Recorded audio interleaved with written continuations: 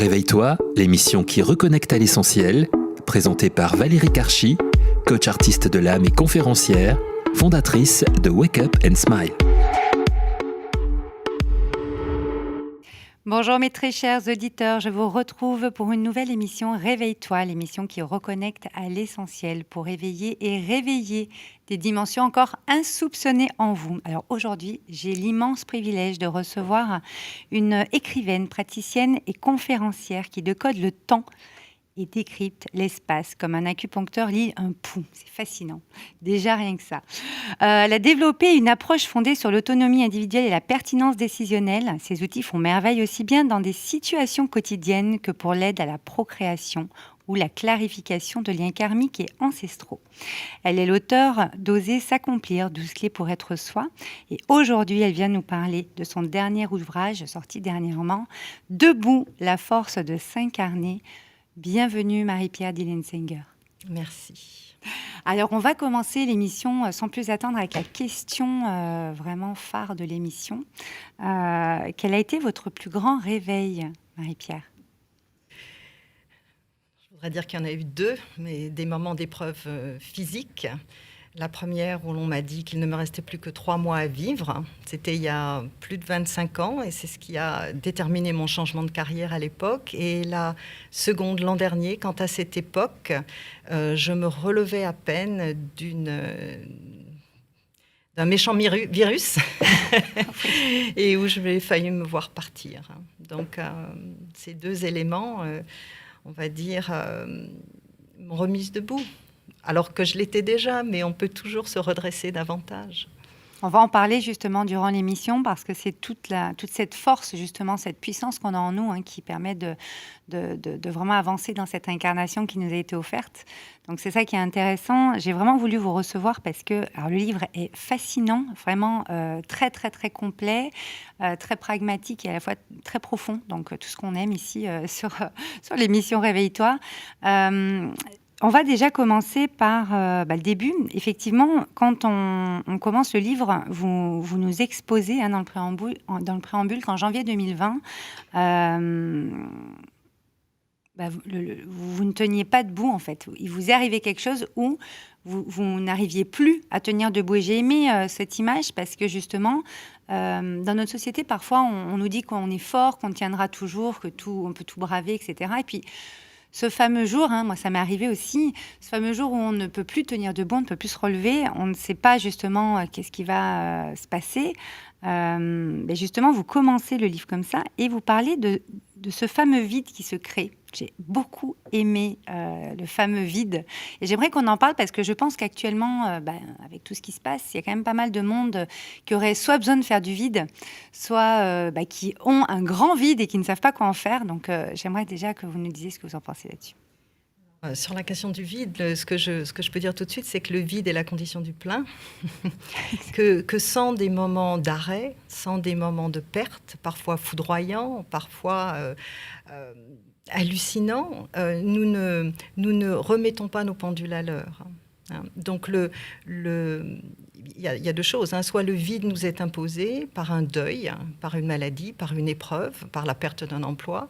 Soit le vide est quelque chose que je conseille de cultiver. Donc je parle de l'exemple où, de vider les étagères, de remettre, pour permettre à ce que la vie se réengouffre. Et alors quand tout va bien, il est difficile d'éliminer, de nettoyer et puis de faire du tri parce que nous sommes portés par une vague qui est puissante. Or, il n'y a pas de vague puissante sans ressac, sans retrait. Et la période actuelle, en particulier l'an dernier, qui, en termes de lecture chinoise des choses, correspondait à une année qui massivement cherchait à bouger les choses, à faire craqueler le système, a créé du vide, du désarroi, et en tout cas, a permis aux personnes d'être suffisamment soit effrayées, soit secouées pour envisager la question de la suite et de la suite autrement. C'est ça. Et l'année dernière, c'était le rat. C'était en l'année du rat de métal. Le rat de métal. Donc, c'est... Enfin, c'est une... dans le Dites-nous système... un petit peu, c'est intéressant, je trouve, de voir l'ambiance. L'ambiance, par le... En tout cas, c'est un des pans de la lecture, hein, mais dans le système ancestral de décodage temporel chinois, chaque année a une personnalité. Donc nous rentrons dans une année comme nous rencontrons une personne, et plus nous avons la capacité de caler ce que nous cherchons à faire en respectant la personnalité d'une année, moins nous allons, je vais taquiner, moins nous allons être éclaboussés. Hein. Donc l'an dernier, j'arrivais à Paris, comme tous les ans, depuis plus de 20 ans que je fais ces conférences annuelles qui décrivent l'énergie de l'année, et j'étais prête à annoncer qu'il allait falloir se calmer, qu'il allait falloir se poser, et surtout que nous avions à nous rendre disponibles à ce que nous sommes vraiment, sans nous laisser entraîner par cette vague qui n'arrêtait pas, plus, toujours, tout le temps. Hein? Notre société, la surconsommation, c'est quoi toute cette vague-là pour vous? Je veux dire, la vague, il y a deux choses. Nous étions sur un chemin où nous ne mesurions pas suffisamment, au point de vue individuel, les dangers du succès sur lequel nous voguions. Hein. Nous savions bien que la planète avait besoin d'un arrêt, que nous avions besoin de rentrer dans un mode de fonctionnement à tous les niveaux, hein, plus vertueux, mais sans ce qui nous est arrivé l'an dernier, il est possible que nous soyons encore tous à nous agiter autant qu'avant. Hein. Donc là, on n'est plus dans l'année 2020. Alors, on est dans quoi cette année en 2021? Dans l'année 2021, dans l'année du bœuf de métal. Alors, si on s'arrête à ces métaphores, on va rire, hein, on va se dire que ce sont des lectures qui seraient trop superficielles. Mais en fait, derrière ces métaphores, il y a toute la complexité de la pensée énergétique chinoise. Il y a des liens évidents avec la médecine traditionnelle chinoise. Et ce mode de pensée pose l'année actuelle, bœuf de métal, comme étant juste après les secousses du tsunami de 2020, comme une année nous demandant de rentrer en mode constructif. Et constructif, c'est d'abord d'accepter d'être patient, un petit peu plus que d'habitude, de voir comment nous pouvons chacun, à notre niveau, proposer des solutions aux problèmes que nous avons, qui n'est pas forcément simple, mais une année comme celle-ci permet à des initiatives individuelles, nouvelles, de se poser, parce que le terreau de l'année est beaucoup plus propice à du renouveau que nous ne le voyons à l'heure actuelle. On le sent hein, en profondeur. On commence à voir. On commence à vraiment. Enfin, moi, je le sens depuis un bon moment, mais ça fait plaisir à entendre. Je pense que pour vous aussi, mes très chers auditeurs, parce qu'on a réellement un rôle, hein, chacun, à jouer cette année. Hein. En fait, on l'a toujours eu. Oui, bien entendu, mais enfin là, on vient nous sonner les glas quand même. Hein. Et nous avons oublié la puissance, on pourrait presque dire aussi, d'un sourire fait à un voisin, d'une course qui est portée pour quelqu'un. Je vois de plus en plus de personnes qui arrivent à s'abstraire de nouvelles difficiles, les news, recyclées en boucle, où nous retrouvons cantonnés dans nos peurs. Je pense que moi, je ne dis pas que la peur n'est pas utile. Hein.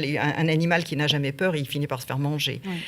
Mais le fait de pouvoir nous reposer les questions essentielles, qu'est-ce qui compte ? Finalement, qu'est-ce qui compte hein? Et ce qui compte, c'est quelques personnes, quelques lieux, d'arriver chaque matin à se lever en ayant envie de faire ce qu'on a à faire dans la journée. Donc là, il y a un point forcé de retour à l'essentiel qui est douloureux, mais qui, sur le long terme, je pense qu'on se souviendra de 2020 comme l'année du rebond, ou du début du rebond. Oui. Permettant de redistribuer les cartes. Alors, ce qui est difficile, c'est que le passé est passé et on a bien conscience qu'on ne va plus le retrouver.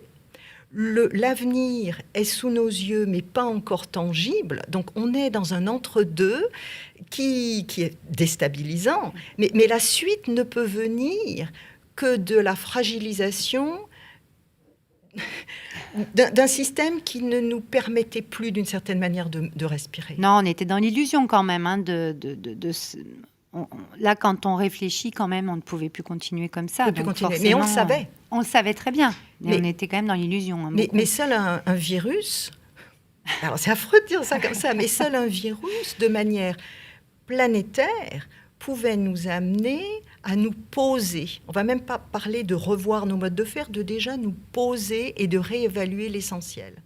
Et l'essentiel, hein, Radio Made in Tous, la santé fait partie de l'essentiel. Ah mais oui, moi j'ai toute une émission justement là-dessus et qui s'appelle Réveille-toi, justement pour secouer suffisamment, mais après aller voir en profondeur qu'est-ce qui se passe et qu'est-ce qu'on peut en faire. Et justement, moi, si je fais le lien avec votre livre, Marie-Pierre, à un moment donné, dans le préambule, je crois, c'est noté, ce livre est l'art de s'accorder à la vie, au monde et aux autres, retrouver l'expérience d'être humain, avec un grand H, moi j'ai envie de dire, parce que justement, à un moment donné, c'est quand même important d'avoir...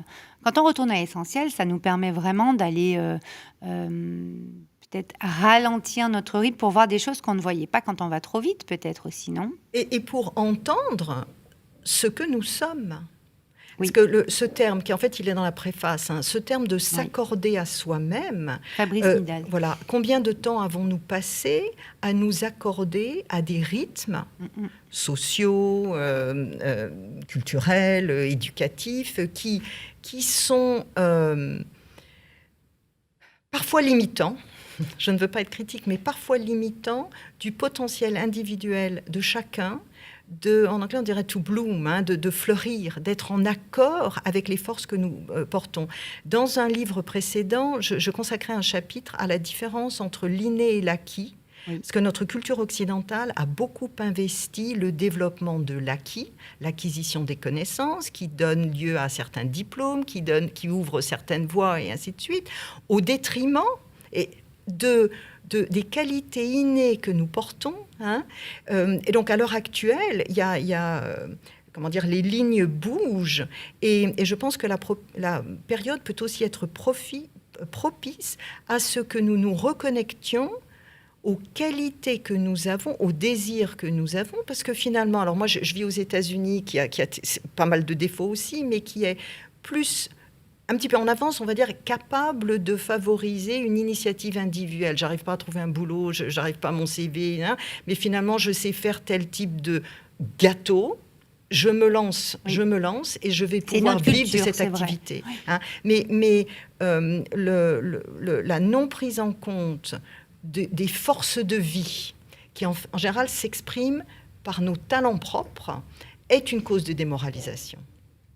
Et dans cette pensée chinoise, si vous n'êtes pas en phase avec vous-même, vous allez être moins joyeux, vous allez avoir moins envie de vous lever le matin, vous allez peut-être être moins performant, mais aussi, c'est comme si ça provoque une attaque sur votre longévité, sur vos forces de vie.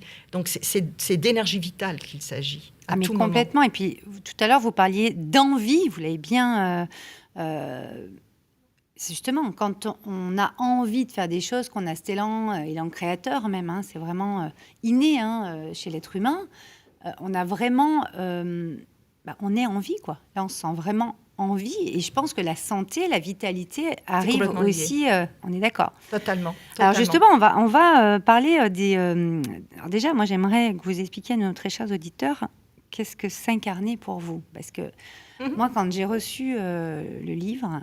Bon, debout, déjà, ça m'a énormément parlé. La force de s'incarner, je pense qu'il faut avoir beaucoup de courage quand même. Hein, oui.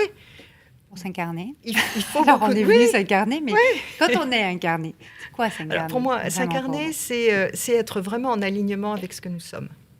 C'est-à-dire d'avoir fait le tour de ce que nous pouvons faire et puis de ce que nous ne pouvons pas faire. Hein. Selon les modes de pensée, on va se dire que quand même, on a une vie, peut-être une autre vie, mais s'incarner, c'est vraiment, après avoir été attentif, et des fois ce sont des maladies ou des accidents qui nous le provoquent, mais après avoir été attentif à ce qui nous donne envie de nous lever, de faire, je pense que nous avons une responsabilité de mise en cohérence de notre être avec ça, et de nous aligner avec ça. Donc pour moi, s'incarner, c'est être...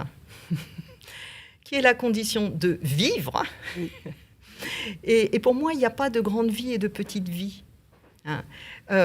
Si on regarde ça à l'échelle de l'histoire, je vois des personnes, souvent en consultation, qui vont se reprocher de n'avoir pas fait ceci, de n'avoir pas fait cela, et qui minimisent ce qu'elles ont fait. Dans un certain nombre de cas, le simple fait de vivre sa vie alors que l'on est un maillon de transmission, quelqu'un qui va apprendre à un enfant à repérer des traces d'animaux dans la neige, c'est déjà accompli. Parce que cette personne a assumé ce qu'elle savait, a réussi à le transmettre et à le passer et à toucher la génération d'après. Exactement.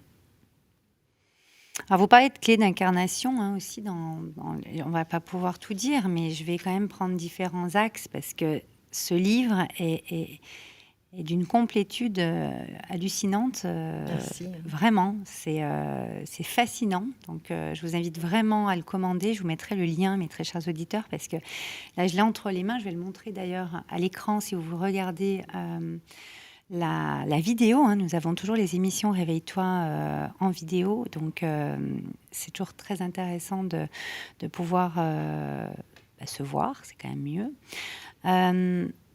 Vous parlez des 9 défis d'incarnation. Vous parlez des 5 épreuves, des 8 parades. Moi, j'ai beaucoup aimé parce que c'est très, très pragmatique et en même temps, on va donc très en profondeur, comme je le disais en introduction de cette émission. Le premier défi d'incarnation, donc je vais quand même vous les donner, les 9, ça peut être bien. Et on va parler surtout de préserver l'âme. Préserver l'âme parce que c'est vrai que moi, je suis artiste de l'âme. En tant que coach et mentor, je parle d'âme à âme aux personnes que j'accompagne.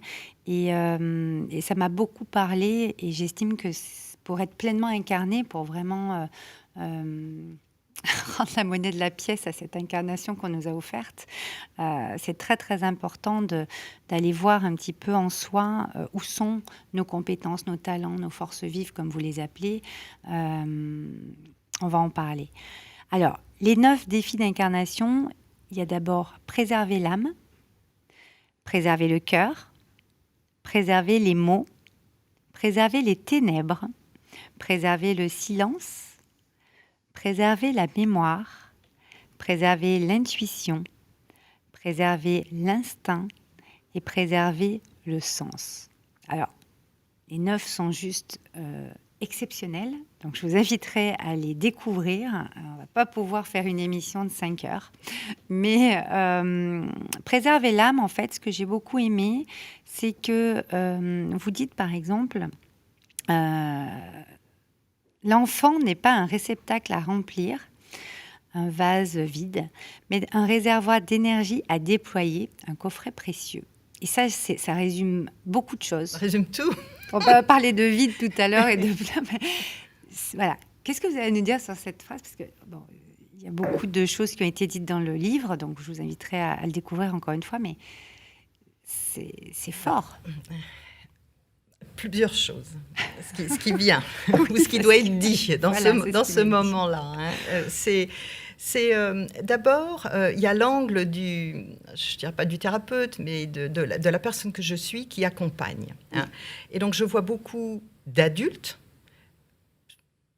qui sont porteurs aujourd'hui d'une part d'eux-mêmes, d'une part de leur âme, qui a dû se replier quand il ou elle était petit, parce que ceci, parce que cela, et des fois, il suffit d'une remarque. Hein, et que cette adaptation qui a été faite au profit d'un projet qui parfois n'est pas le leur, ou souvent n'est pas le leur, est en fait une blessure que la personne va porter toute sa vie.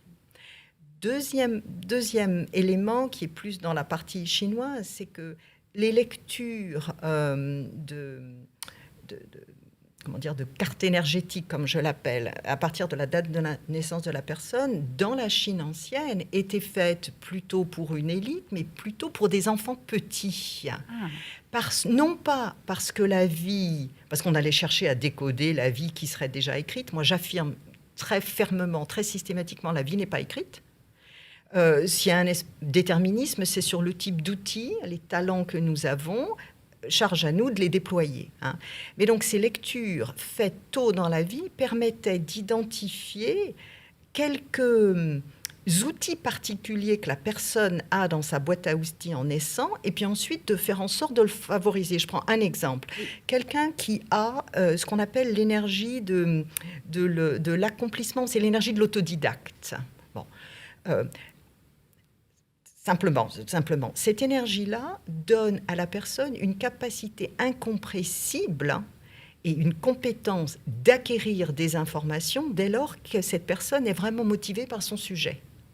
Donc c'est génial, parce que c'est incompressible, sauf que dans un système scolaire, par exemple, qui aurait à faire avaler l'intégralité d'un programme qui est le même pour tout le monde, ce type d'enfant se trouve soit en opposition, soit en décalage, soit, d'une certaine manière, éjecté par le système. Très intéressant.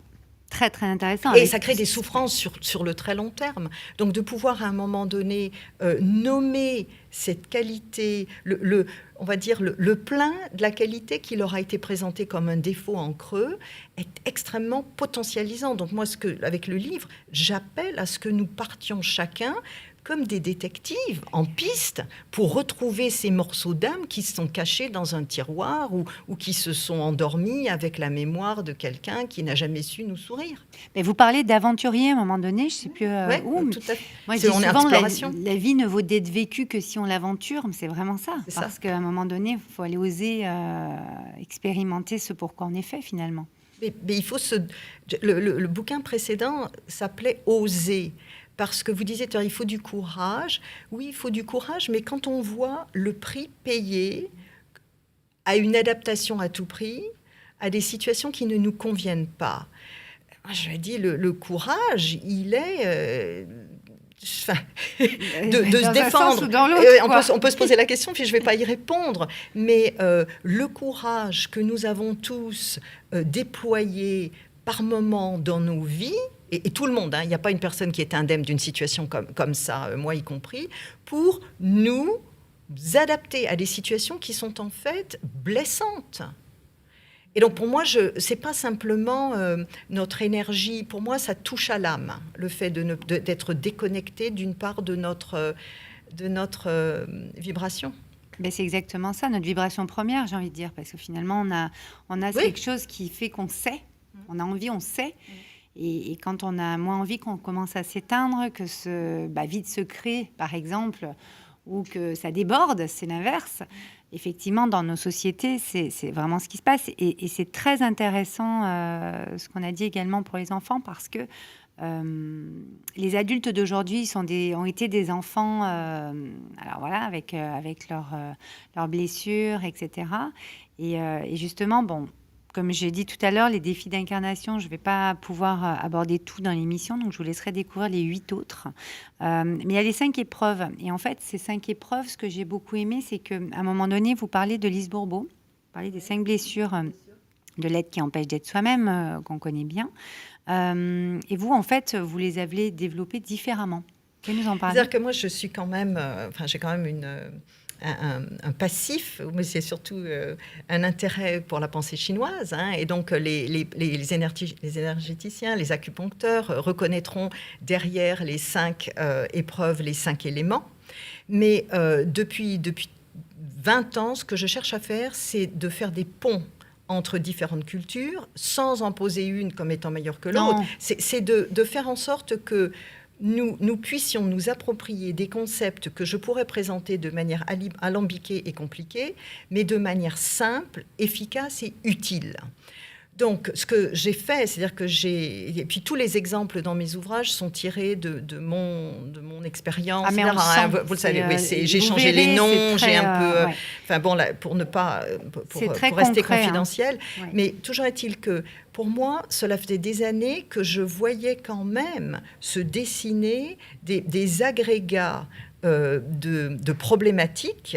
Et avec la lecture des 5 éléments, j'ai osé, en fait, proposer une nomenclature, le terme pourrait faire peur, mais une manière de lire l'ensemble de ce qui nous arrive dans une vie en les regroupant en 5 rubriques. facile à entendre, puisqu'il y a celle où on est perdu dans une forêt, il y a celle où on se trouve enseveli, enfin bon, celle où on croit se noyer, comme vous l'avez présenté. avec des images. Oui. Ouais. Je vais vous lire un petit morceau de la page 149, si vous me permettez, Marie-Pierre. Donc, il y a justement, vous dites que Lise Bourbeau parle des 5 blessures dans son livre du même nom, donc le rejet, l'abandon, l'humiliation, la trahison et l'injustice. Vous distinguez, quant à vous, 5 épreuves fondamentales associées chacune à l'un des 5 éléments chinois, donc le feu, la terre, le métal, l'eau et le bois. Alors, vous dites l'épreuve du feu, donc élément feu, dessille les yeux et ouvre le champ de conscience. Faites voir. L'épreuve de la tombe élémentaire stimule les choix salutaires et alimente l'action. Je pense qu'on peut parler un peu du vide de tout à l'heure. Je sais pas s'il y avait l'épreuve de l'épée, élément du métal, confronte à l'essentiel et reconnecte au corps. Ça, on en a parlé par rapport à l'année tout à l'heure. On est en métal pendant 7 ans, je crois, c'est ça, ou plus je me souviens plus. J'ai une amie qui est médecin chinois, elle m'en parle souvent. En tout cas, là, on y est bien pendant 2 ans, c'est ça qu'il faut dire. Voilà, c'est ça. OK. Ensuite, nous avons l'épreuve de la noyade, élément de l'eau, permet la cohérence avec soi et l'accès à la parole. Et l'épreuve de la forêt, élément bois, réveille nos fibres chamaniques et nourrit la vie. J'ai trouvé ça fascinant parce que il y a tout, quoi. Oui, et donc l'idée n'est pas de dire que les épreuves sont merveilleuses.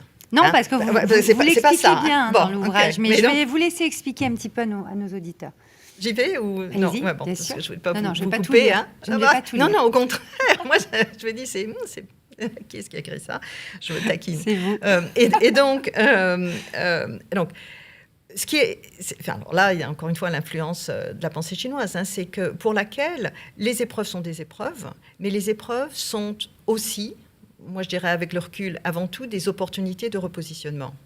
Alors, on entend beaucoup aujourd'hui avec les coachs, toute oui, la ça, flambée c'est devenu... de coachs il y a toute une partie qui dit oui, mais nous n'avons pas besoin d'une épreuve quand même pour... Ah bon, ça fait longtemps que je ne suis pas venue en France, alors justement moi, ça me met hors de moi quand j'entends ça. Donc pas possible de dire ça, on n'a pas besoin d'une épreuve pour avancer, en gros. Bon, ok, mais quand même, une épreuve peut être plus ou moins grande, comme vous disiez tout à l'heure. Donc là, c'est des expériences de vie, on peut l'appeler différemment. Je souris. Si le monde était parfait, l'est-il? La réponse est non. Si le monde était parfait, bien évidemment, nous serions suffisamment sages pour être proactifs et ne pas faire tout ce que nous avons fait ces X dernières années avec ce qui est arrivé à la planète, etc. Donc, le monde n'est pas parfait, nous ne sommes pas naturellement sages. Le courage, souvent, il ne se développe que parce que nous rencontrons une épreuve. Donc, le monde n'étant pas parfait, ce que je cherche à faire, c'est de nous positionner face au fait que nous allons tous quand même rencontrer un certain nombre d'épreuves. Donc, comment se positionner? Tant qu'on la voit comme une malédiction, une méchanceté, tant qu'elle nous permet de nous culpabiliser, qu'est-ce que j'aurais dû faire pour qu'il ne m'arrive pas ça? On perd de l'énergie, on perd du temps, on tourne en rond, qu'on fait en sorte de ne pas l'avoir, parce que quand on tient ce discours, c'est qu'on est dans l'illusion quand même. À un moment donné, on l'a... Oui, mais alors ce qui va se passer, c'est que l'épreuve va revenir sous une autre forme. On est bien d'accord. Moi, j'appelle ça le service de plat. On resserre le plat. On resserre le plat, et souvent, contrairement à dans un restaurant où on vous resserre du réchauffé, là, on vous ramène la même version, taille suivante. Je suis d'accord. Et donc l'épreuve, par exemple, ce livre n'aurait pas vu le jour si je n'avais pas succombé à ce virus l'an dernier. Ah non, si vous n'étiez pas passé, vous n'auriez pas pu l'écrire, clairement. Et donc, de la profondeur. À partir du moment où nous avons quelques clés qui nous permettent de dire « mais tiens, ça me fait mal, mais quel est systématiquement le message derrière ?»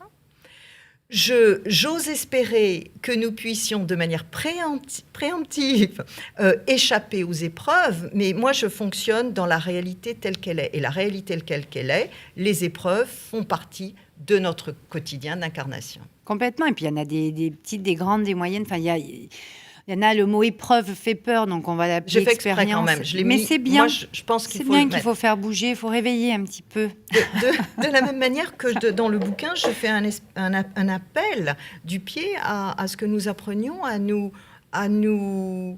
presque à nous défendre. Alors, c'est les 8 parades, justement, j'allais y Bien venir, sûr. parce que c'est quand même des clés fondamentales que vous partagez. Merci. Vous dites qu'apprendre à se défendre fait partie des apprentissages essentiels. Et qu'après, il y a des postures yin, il y a des postures yang. J'ai beaucoup aimé ça aussi. Et après, vous déroulez les 8. Les 8 sont pareils. Il y a le recul, l'ancrage, la feinte, laisser glisser, la répétition, se redresser, l'avancer, l'acceptation. Moi, je me suis retrouvée dans toutes. Donc, merci. C'est beau de mettre des mots extrêmement concrets sur des choses qu'on peut ressentir à l'intérieur de nous. Et parfois, on ne sait pas exactement. Et nos très chers auditeurs, justement, nous écoutent parce qu'ils ont besoin de mettre des mots parfois dessus et de comprendre comment on peut se redresser, comment on peut aller alchimiser, transformer ça. Et ces 8 parades, c'est vraiment ça que vous faites. Et je cherche aussi... Enfin, je ne sais pas si je cherche, mais l'un des effets dont on témoigne, c'est déculpabilisant. Parce que nous sommes dans une culture où il est important de ne pas perdre la face, où il est important d'assurer, il est important d'y aller, d'aller au feu et au combat. Or, si l'on considère que c'est la préservation de la vie et de sa qualité qui est l'objectif, dans un certain nombre de cas, d'éviter une situation ou de laisser glisser. J'ai souvent l'image du canard, il pleut, ça glisse sur les plumes, de se transformer en canard, est en fait efficace. Et il n'y a pas à se culpabiliser de ça. Pas du tout. Remettre un petit peu les choses dans un ordre plus naturel, quoi. Parce que c'est vrai que là, quand vous expliquez justement la partie de laisser glisser, vous dites qu'il n'y a aucune prise à l'énergie adverse. Ça veut tout dire. Pourquoi toujours être en prise ? Enfin, on parle beaucoup de lâcher prise en développement personnel actuellement, mais lâcher prise, c'est à un moment donné, voilà, laisser couler, laisser glisser. Peut-être, moi, je dis souvent dans mes coachings, faire silence déjà. C'est dire beaucoup quand on fait le silence. Et vous en parlez aussi dans l'ancrage aussi. Mais c'est pas simple de tolérer le silence. Non, mais on n'a pas été habitué. Encore une fois, on n'a pas été. Je pense qu'il y a des je ne sais pas comment on peut appeler ça, des codes à revoir, des choses à remettre. Il y a le livre à lire. Ah là, c'est clair. Enfin, là, franchement, vous avez une mine d'or. Et puis, encore une fois, les 8 parades sont... on sent dans votre incarnation toute la partie énergétique chinoise, parce que c'est très droit, carré et à la fois très profond. Vous savez, c'est comme avec les méridiens. Je ne sais pas, ceux qui ont fait la médecine chinoise, déjà, hop, ça circule. Enfin, c'est fascinant. Et je souhaitais qu'il soit simple et efficace. C'est exactement le cas. Vraiment, c'est pour ça que je vous le conseille, parce que tout le monde aujourd'hui se pose certaines questions et je pense qu'il y a un vrai virage à prendre. Il faut vraiment se réveiller.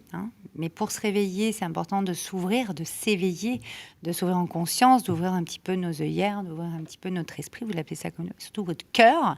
Et donc justement d'aller voir un petit peu ce qui se passe en vous et de trouver ces clés. Alors celles qui vous iront dans l'épreuve que vous venez de vivre ou que vous êtes en train de vivre.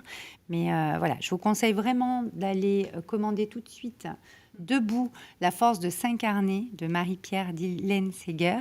Ce livre donc vient de sortir et il fait partie d'un trio, on va dire, d'une trilogie, je ne sais pas comment on peut dire, mais il y a 3 tomes en fait. Alors c'est lesquels ? Comme ça, on saura un petit peu. Oui, ce livre, ça, c'est le retour aussi que j'ai des lecteurs, en fait. Il y a un premier ouvrage qui est paru il y a 4 ou 5 ans qui s'appelait La Voie du Feng Shui, donc qui parlait de l'espace et du temps aussi.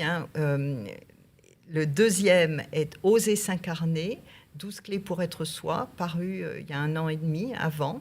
Et celui-ci où j'ose aller encore plus loin. Oui. puisque le précédent, je voulais qu'il s'appelle « Oser s'incarner », il s'est appelé « Oser s'accomplir », et là, le terme d'incarnation est vraiment nommé, parce que c'est de ça qu'il s'agit. Et Valérie, sur ce que vous disiez juste avant, je voudrais rajouter qu'il y a urgence. Oui. Vous parlez de Merci réveiller. Merci de le rajouter. Moi, je parle de debout, mais il y a absolument urgence. Et alors, comment faire? Parce que je peux peut-être poser la question, on va bientôt terminer l'émission. Comment se réveiller? Comment savoir s'incarner? Comment se redresser, se mettre debout là? On ne peut se redresser qu'après s'être donné du temps pour voir où nous en sommes.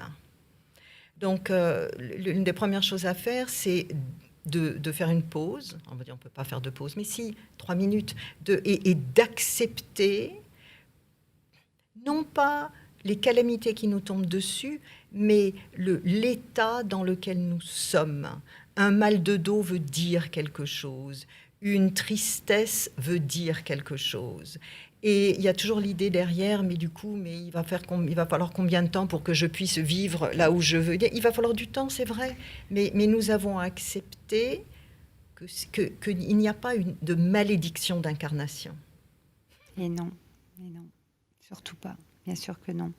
Ok, alors on peut vous retrouver donc sur votre site mpdylanseger.com, je le mettrai en descriptif, et powerspaces.com.